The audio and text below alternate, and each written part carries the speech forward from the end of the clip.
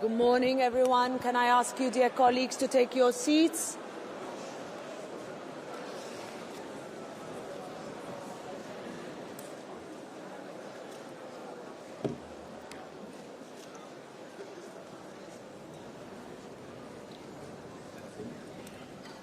Please take your seats. Let's start.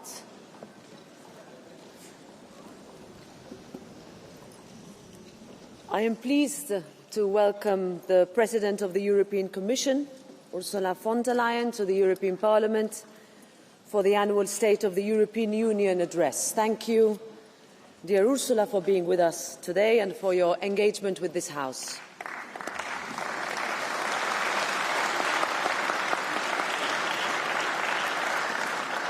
In these unprecedented times, dear colleagues, we need clarity and we need resolve. We need a Europe that takes responsibility for its security, a Europe that makes it easier for businesses and that protects jobs by simplifying our processes and cutting unnecessary red tape, a Europe that is fairer for families, workers and women, that ensures safer streets for our children, and a Europe that stands up for the democratic values that define us on the world stage. When the world too often feels like it is on fire with Russia's aggression against Ukraine, the horrific situation in Gaza and the Middle East, a redefined transatlantic relationship and more engagement of Europe across the world, this Parliament and the people we represent are very eager to hear how Europe can step up with new and bold ideas. And I know that this, as always, will be a lively and energised debate, and that it will be based on mutual respect, protecting the dignity of this House. So, dear President, dear Ursula, the floor is yours.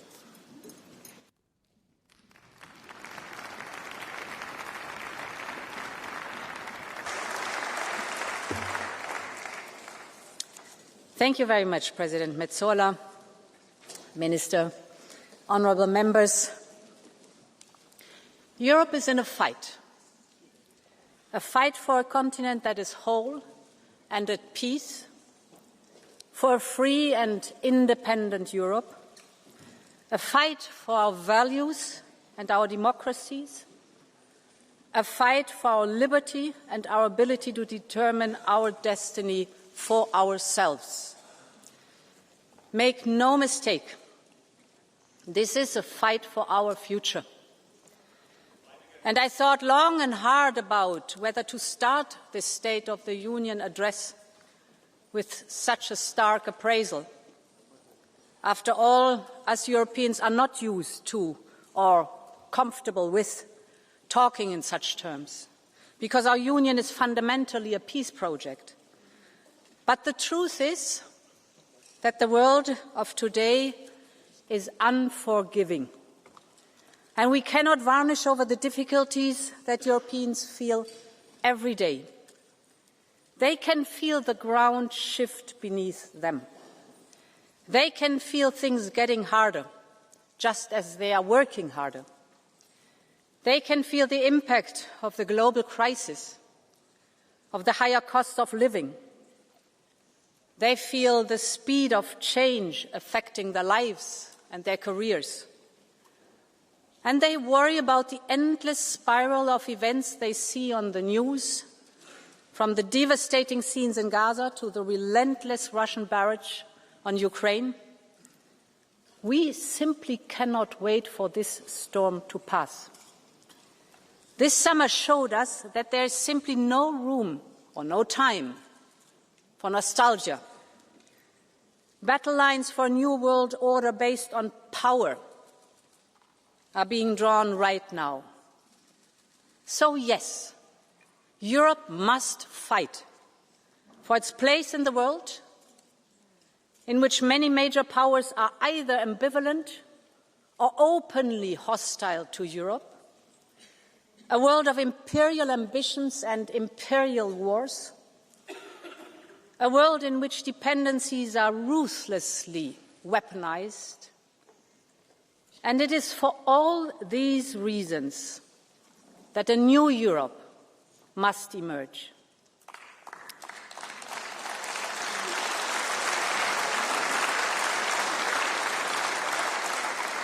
And honourable members, this must be Europe's independence moment. I believe this is our Union's mission, to be able to take care of our own defence and security, to take control over the technologies and energies that will fuel our own economies, to decide what kind of society and democracy we want to live in, to be open to the world and choose partnerships with allies, old and new. Ultimately, it is about having the freedom and the power to determine our own destiny. And we know we can do it, because together we have shown what is possible when we have the same ambition, unity and urgency. I must say I've lost count of the number of times that I was told that Europe could not do this and could not do that, in the pandemic, on the recovery plan, on defence, on supporting Ukraine, on energy security, and the list goes on. Every time Europe stood united and made it. And we need to do the same now. So, honourable members, the central question for us today is a simple one. Does Europe have the stomach to fight? Do we have the unity and the sense of urgency, the political will and the political skill to compromise? Or do we just want to fight between ourselves, be paralysed by our divisions? That is what all of us have to answer. Every member state, every member of this House, every commissioner, all of us. And in my eyes, the choice is very clear. So my pitch today is a pitch for unity. Unity between member states. Unity between European institutions. Unity between the pro-European democratic forces of this House.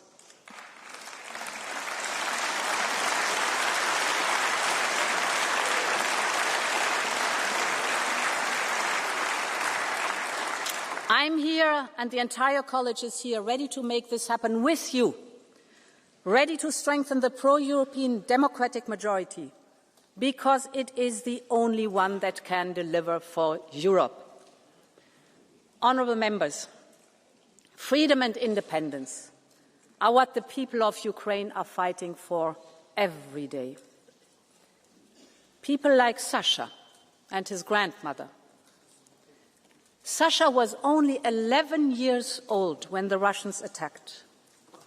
He and his mother sought refuge in a basement in their town in Mariupol. One morning they went out to get some food, and that's when all hell broke loose. A rain of Russian bombs on a civilian neighborhood. All became dark and Sasha felt his face burning. He had shrapnel just below his eyes. In a matter of days, Russian soldiers stormed the city. They took Sasha and his mum to what the Russians called a filtration camp. Then Sasha was taken away. They told him he didn't need his mum. He would go to Russia and have another Russian mother, a Russian passport, a Russian name. They sent him to occupied Donetsk. But Sasha did not give up. On a stop on the way, he asked to borrow a stranger's phone. And he called his grandma, Ludmila, who was living in free Ukraine. Baba, just take me home. She didn't hesitate a second. Her friends told her she was crazy to go, but Ludmila moved mountains to get to him. And with the help of the Ukrainian government, she traveled to Poland, to Lithuania, to Latvia, Russia, and finally into occupied Ukraine. She got Sasha back, and through the same long journey brought him to safety. but their hearts are still broken. Every single day they keep fighting to find Sasha's mom, stuck somewhere by Russia's brutal war. I would like to thank Sasha and Ludmila for allowing me to share their story. I'm honored that they are here with us today, and honorable members, please join me in paying tribute to Sasha, to Ludmila, and to Ukraine's relentless fight for freedom. So stand up. Stand up. Stand up.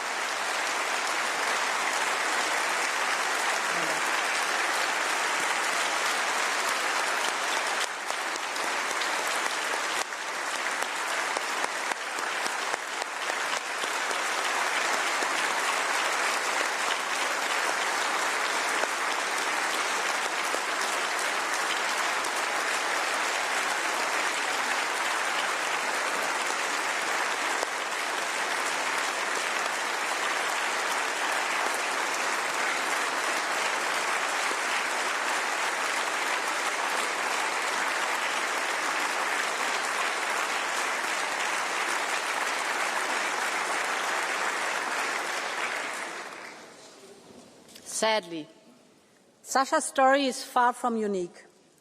There are tens of thousands more Ukrainian children whose fate is unknown, trapped, threatened, forced to deny their identities.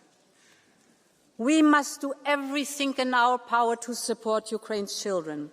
And that is why I can announce that, together with Ukraine and other partners, I will host a summit of the International Coalition for the Return of Ukrainian Children. Every abducted child must be returned.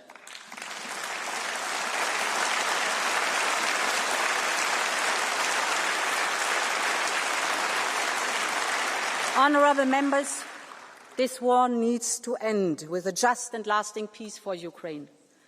Because Ukraine's freedom is Europe's freedom. The images in Alaska were not easy to digest. But just a few days later, European leaders came to Washington to support President Zelensky and secure commitments. Real progress has been made since then. Just last week, 26 countries in the coalition of the willing said they were ready to be part of a reassurance force in Ukraine or participate financially in the context of a ceasefire. We will continue to support all diplomatic efforts to end this war. But we have all seen what Russia means by diplomacy. Putin refuses to meet President Zelensky. Last week, Russia launched the largest number of drones and ballistic missiles in a single attack. Yesterday, there was a missile attack on a village in Donetsk, targeting people waiting to pick up their pensions. More than 20 were killed. And just today we have seen a reckless and unprecedented violation of Poland and Europe's airspace by more than 10 Russian Shahid drones. Europe stands in full solidarity with Poland.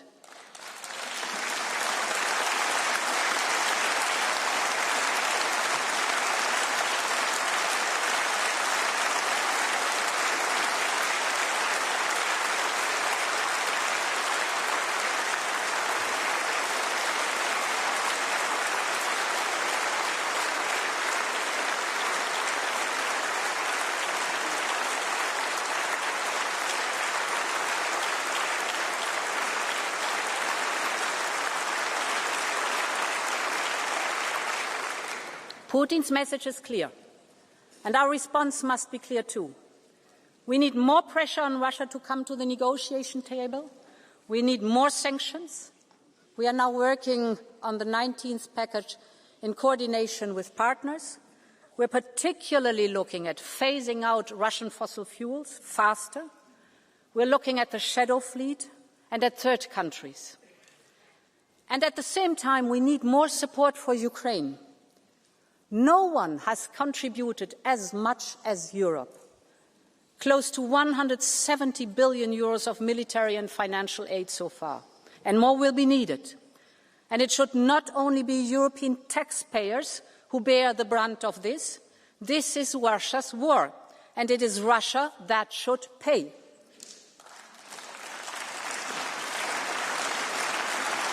And this is why we need to work urgently on a new solution to finance Ukraine's war response and effort on the basis of the immobilized Russian assets. With the cash balances associated to these Russian assets, we can provide Ukraine with a reparations loan. The assets themselves will not be touched, and the risk will have to be carried collectively. Ukraine will only pay. Russia pays for the reparations. The money will help Ukrainians already today, but also be crucial in the mid and long term for Ukraine's safety. For example, funding the strong Ukrainian armed forces as the first line of security guarantees. So we will propose a new program. We call it Qualitative Military Edge. It will support investment in the capabilities of the Ukrainian armed forces. Take drones, for example. Before the war, Ukraine had no drones. Today, Ukraine's use of drones, it is Ukraine's use of drones that is accounting for over 2/3 of Russian equipment losses. It is a reminder of the power of human ingenuity in our open societies. But we also know that Russia is catching up fast, supported by the Iranian Shahid drones. And it is seizing the advantage of industrial mass production. Saturday, in one single night, Russia sent 800 drones to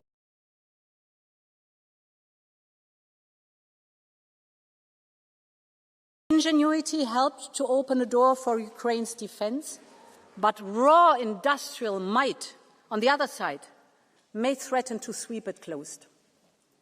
So we can use our industrial strength to support Ukraine to counter this drone warfare.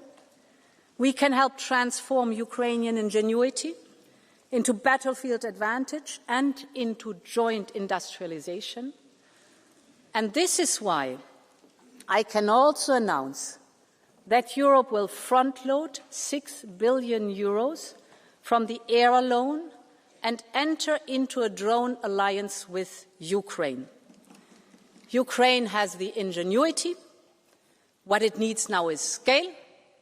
And together we can provide it so that Ukraine keeps its edge and Europe strengthens its own.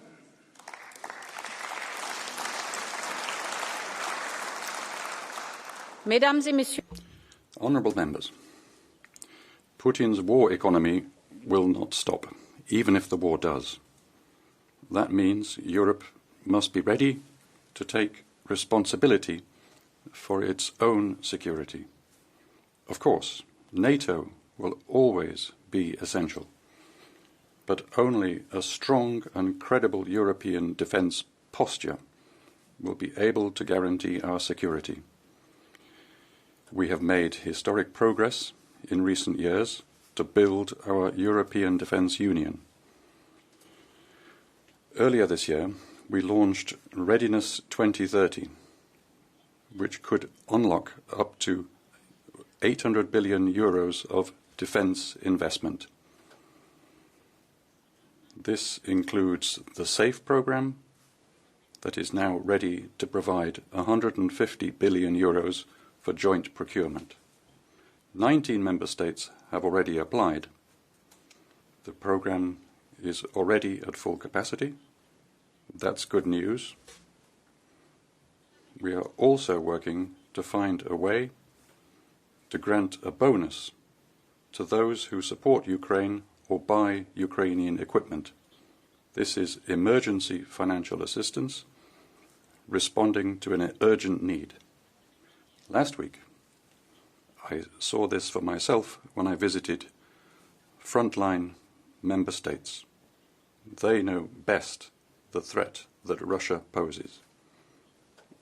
And there is no doubt, Europe's eastern flank keeps all of Europe safe, from the Baltic Sea to the Black Sea.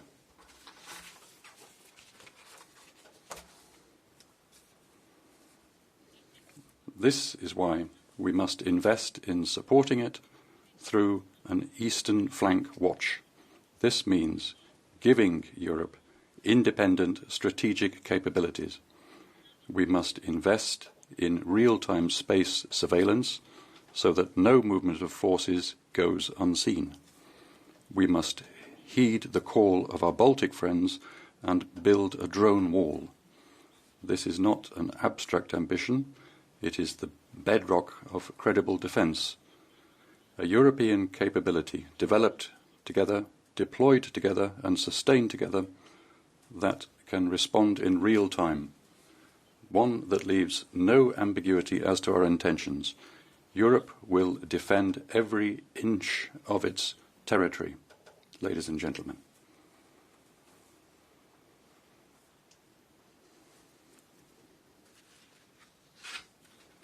In every country I visited, I heard the same message. There is no time to waste. At the next European Council, we will therefore present a clear roadmap for getting new common defence projects off the ground, for setting clear goals for 2030, and for creating a European defence semester. Because 2030 is tomorrow, and it's today that Europe must get ready. Members, when we talk about independence, we're talking about choosing our destiny. That is what Ukraine is fighting for. And that is what all Europeans deserve. Because Europe is an idea, the idea of freedom and mutual strength. This was the idea that drove the post-1989 generation, when East and West came together. And it is as powerful now as it was then. And this is why we are bringing future member states closer to our union, investing, supporting reforms, integrating into the single market. We must keep up the speed on this merits-based process, because only a united, I would even say a reunited Europe can be an independent Europe. A larger and stronger union is a security guarantee for all of us. And because for Ukraine, for Moldova and for the Western Balkans, their futures in our union, let's make the next reunification of Europe happen together.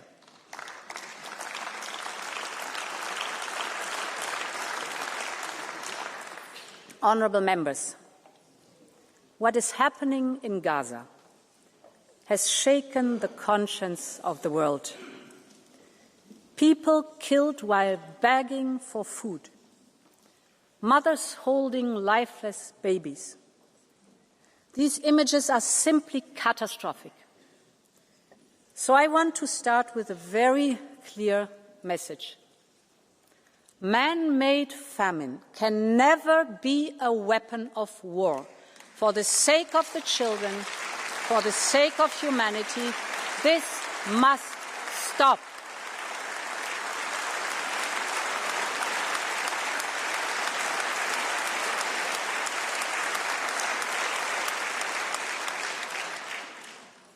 This is also part of a more systematic shift in the last month that is simply unacceptable. We have seen the financial suffocation of the Palestinian Authority.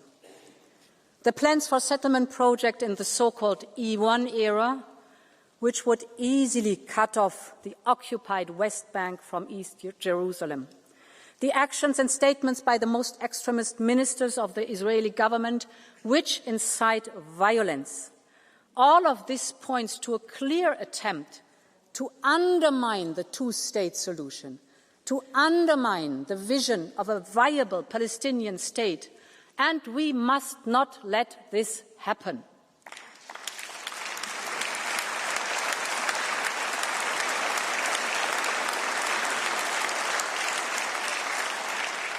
And, honourable member, it truly pains me to say these words, and I know that for many citizens, Europe's inability to agree on a common way forward is equally painful. They are asking how much worse things must get before there is unity in response. I understand, because what is happening in Gaza is unacceptable, and because Europe must lead the way, just as it has done before. Our financial support and humanitarian aid far outweigh that of any other partner. Our commitment to a viable Palestinian Authority is keeping the two-state solution alive, and we must urge others to urgently step up too, both in the region and beyond. But, of course, Europe needs to do more. Many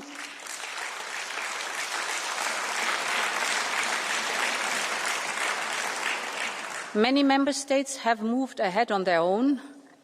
On our side, we proposed to suspend parts of our Horizon funding, but this is stuck without a majority.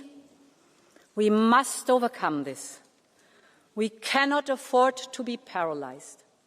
And this is why I will propose a package of measures to carve out a way forward. First, the Commission will do all that it can do on its own. We will put our bilateral support to Israel on hold. We will stop all payments in these areas without affecting our work with Israeli civil society or Yad Vashem. Second, we will make 2 further proposals to the Council. We will propose sanctions on the extremist ministers and on violent settlers.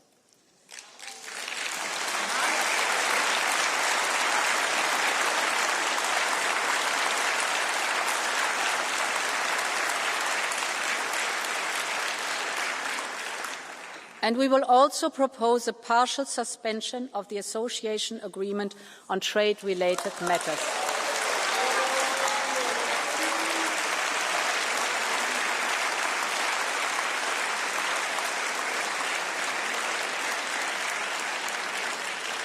I am aware it will be difficult to find majorities, and I know that any action will be too much for one and too little for others. But we must all take our own responsibility: Parliament, Council, Commission. My third point: we will set up a Palestine donor group next month, including a dedicated instrument for Gaza reconstruction.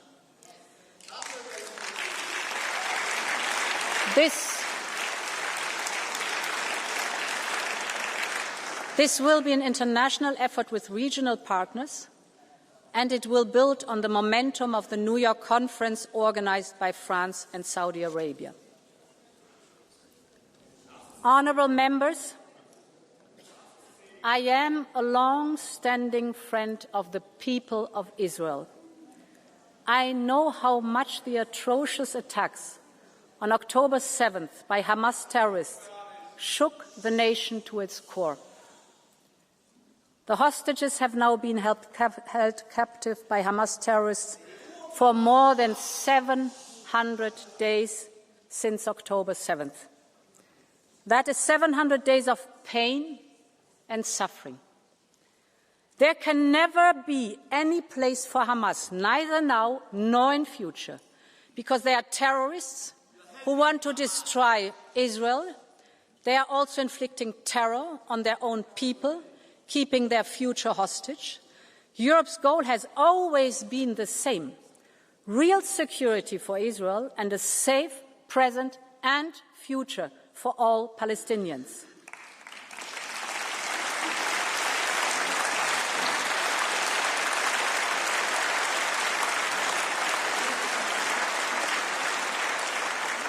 And that means that hostages must be released, that there should be unrestrained access to all humanitarian aid, and that there must be an immediate ceasefire. But in the longer term, the only realistic peace plan is based on 2 states. living side by side in peace and security, with a secure Israel, a viable Palestinian Authority, and the scourge of Hamas removed. That is what Europe has always stood for, and it is time to come together and help make this happen.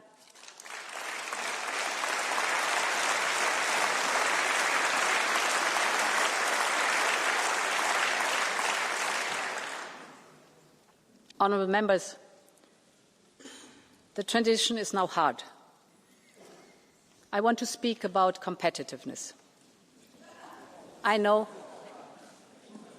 but this is a State of the Union, and competitiveness is a central piece of our European Union.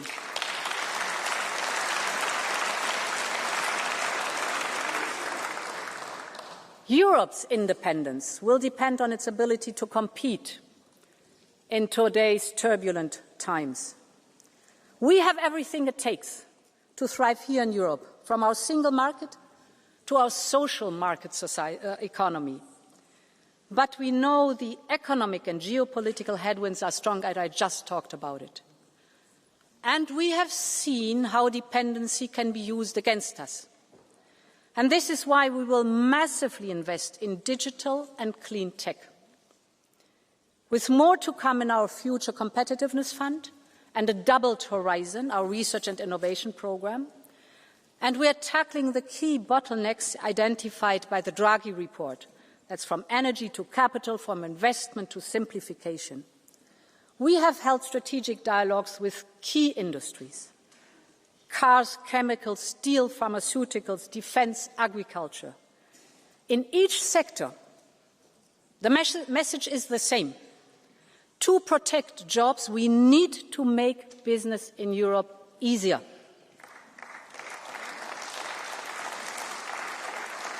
A digital euro, for example, will make it easier for companies and consumers alike.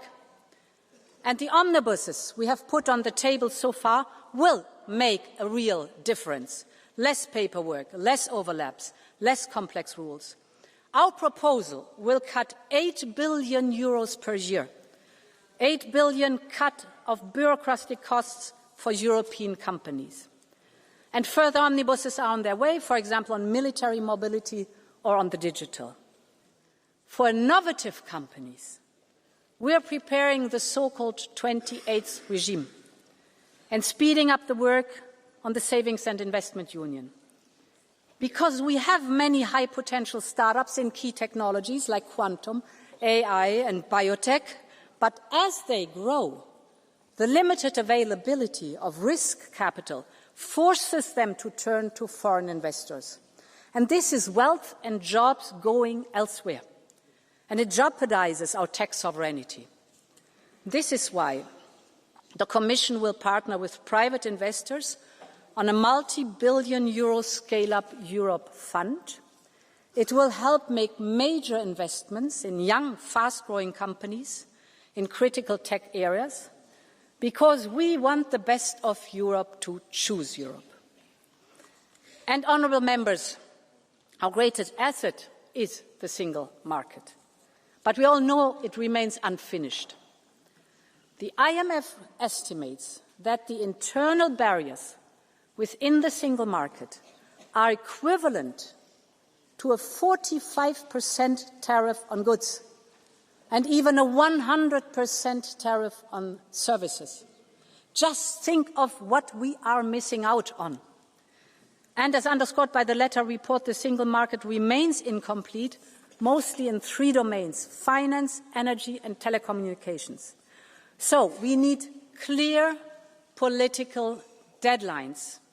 And this is why I will present a single market roadmap to 2028 on capital, on services, on energy, on telecoms, on the 28th regime, and the 5th, freedom for knowledge and innovation.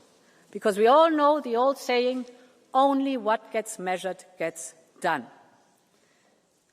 Honourable members, this will also support our investment in the technologies that will fuel our economy, clean and digital. Take artificial intelligence.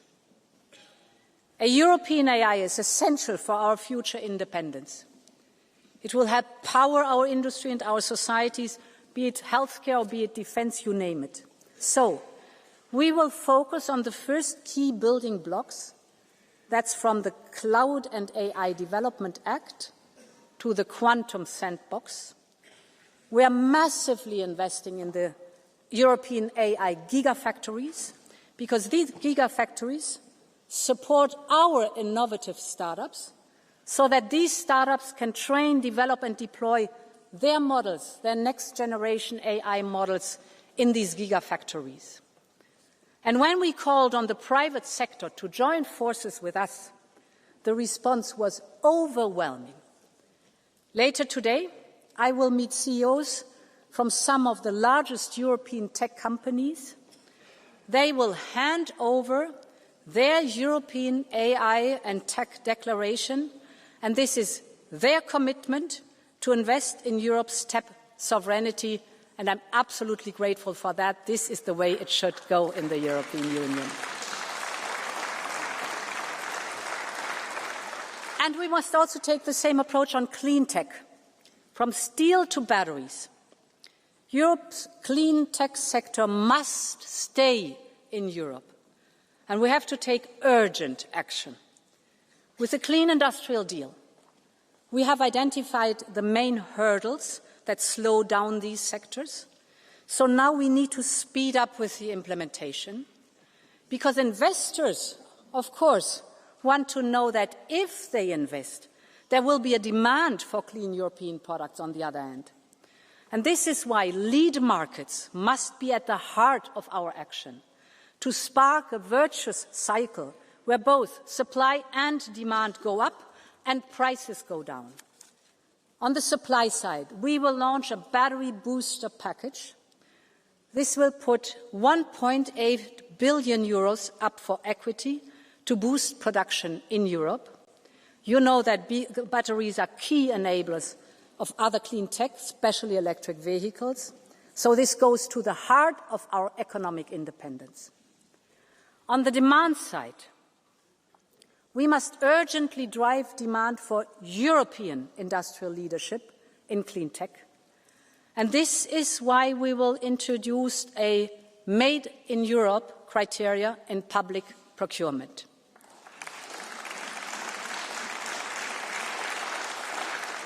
And when we invest in Global Gateway, for example, we set strong incentives for partners to buy European.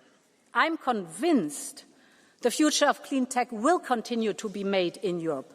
But for that, we also need to make sure that our industry has the materials here in Europe. And the only answer here is creating a truly circular economy.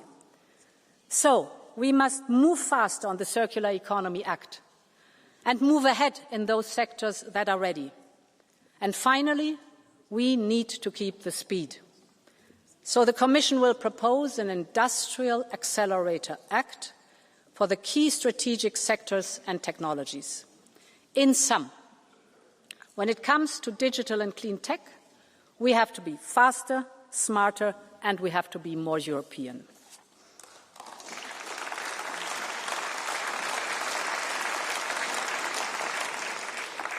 Honourable members, already today, low-carbon sources account for over 70% of our electricity. We are global leaders in clean tech patents, better than the United States, racing with China. When it comes to venture capital for clean tech, we are catching up with the United States and way ahead of China. We're firmly on track to achieve our 2030 targets to cut emissions by at least 55%. This is the power of the European Green Deal, and we must stay the course on our climate and environmental goals. This is a must, honourable members.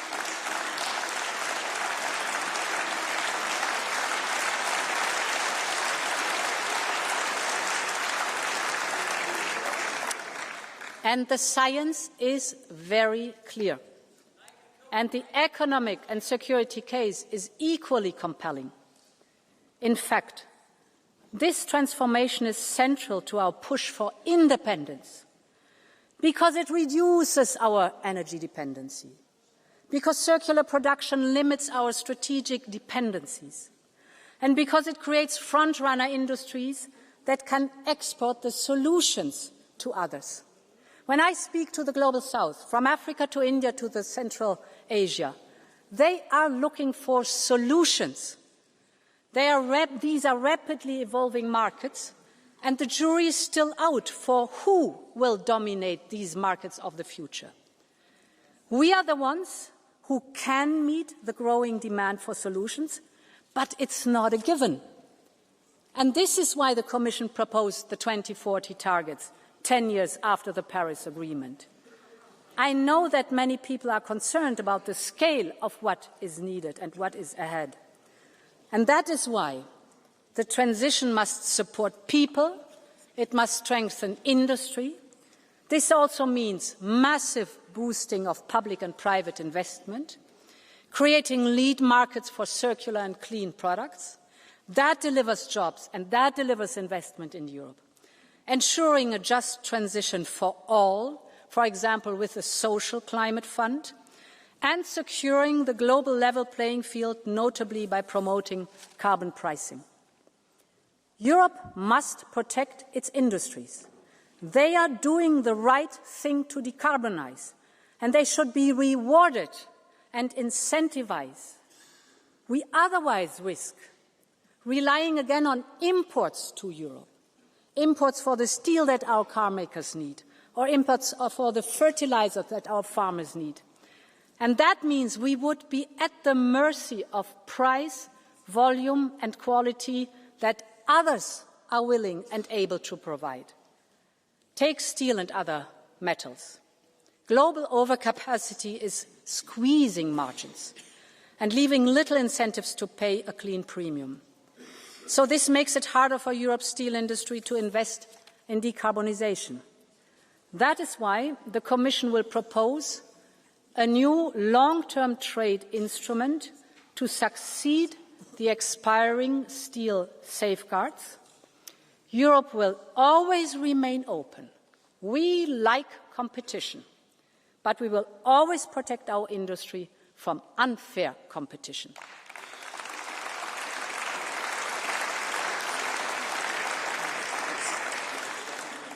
Honourable members, when we talk about competitiveness, we talk about jobs. We're talking about people and their livelihood.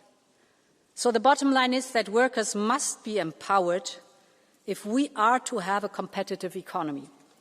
And that is why we will propose a Quality Jobs Act to ensure that modern employment keeps pace with the modern economy. And this is important because we know how hard times have been for so many families, how costs have rocketed up, how people are making sacrifices to make ends meet. This is a matter of basic social justice. This is why we urgently need an ambitious European anti-poverty strategy. We will lay out our plan to help eradicate poverty by 2050, backed by a strong child guarantee to shield our children from poverty.